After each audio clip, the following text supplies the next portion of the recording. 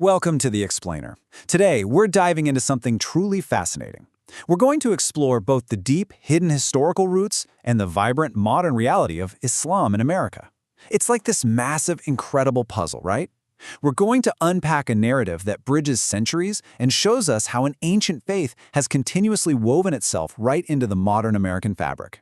Let's get right into it. Okay, so let's shatter our preconceived historical timelines for a second. What if Islam was actually here before the USA was even a country? When we think of early American history, it's almost a reflex, right? We jump straight to the founding fathers, the pioneers, and the early colonial settlers. But this faith actually predates the nation's founding. It's a really powerful question that completely reframes how we look at the whole American story. Here's our roadmap for The Explainer today. First up, Islam's hidden American roots. Second, building an American identity. Third, life in modern hubs. And finally, balancing faith and future. All right, moving right along to Section 1, Islam's hidden American roots, the silent foundations. We have to begin with the earliest, and frankly, the most sobering presence of Muslims in North America, which is those brought over through the transatlantic slave trade. Now, to put this into perspective, historians estimate that between 15 and 30% of the millions of forcibly enslaved West Africans were actually Muslim. 15 to 30%. That is an incredible statistic that fundamentally shifts how we view early colonial demographics. We aren't just talking about a handful of individuals here. We are talking about a massive, silent demographic that carried their faith all the way across the ocean. And we can really see the deeply personal human reality behind that data in remarkable historical figures like Omar ibn Said. While enslaved, he actually wrote autobiographies in fluent Arabic, maintaining his faith against all imaginable odds. His surviving manuscripts, and honestly just this unbreakable human perseverance, laid a profound, hidden foundation for the faith right here in America. So let's look at Section 2, Building an American Identity, the 20th Century Shift. As we move into the late 1800s and early 1900s, these early localized communities really began to shift and forge a distinct national identity.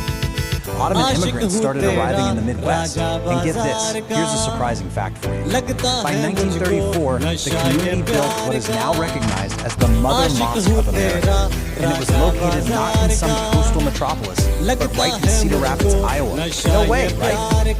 Then, moving into the mid-century, Islam saw a massive surge among African Americans through movements fighting for civil rights and racial dignity, elevating legendary figures like Malcolm X and Muhammad Ali to the global stage. Finally, the Immigration Act of 1965 sparked massive diversification, officially growing the Muslim American population into one of the most remarkably diverse religious groups in the entire nation. Okay, moving forward to Section 3, Life in Modern Hubs, Experiencing the Culture Today. Shifting from history to our modern reality, let's examine what day-to-day life actually looks like. In a standard U.S. city, you kind of expect typical civic holidays and local diners, right? But compare that to a cultural hub like Dearborn, Michigan, which is home to the largest mosque in North America. Over there, the adhan, or the call to prayer, can be heard publicly.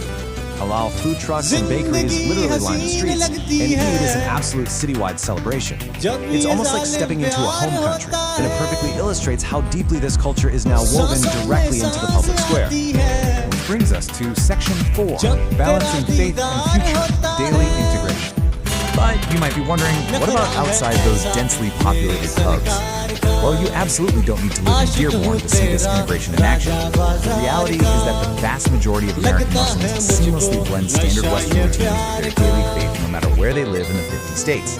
In fact, you've probably noticed these accommodations in your own everyday life without even really thinking about it. Talking multi-faith prayer rooms in major U.S. airports, quiet rooms in tech corporations specifically set up for daily salah, and national grocery chains routinely stocking certified halal products. This is what modern integration actually looks like. It's practical, it's respectful, and it's highly adaptable. Of course, navigating identity in the modern West isn't without its challenges.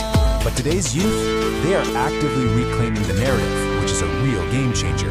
Through localized civic activism, interfaith volunteers serving meals to the needy, and the savvy use of social media to correct misconceptions, this younger generation is just doing incredible work.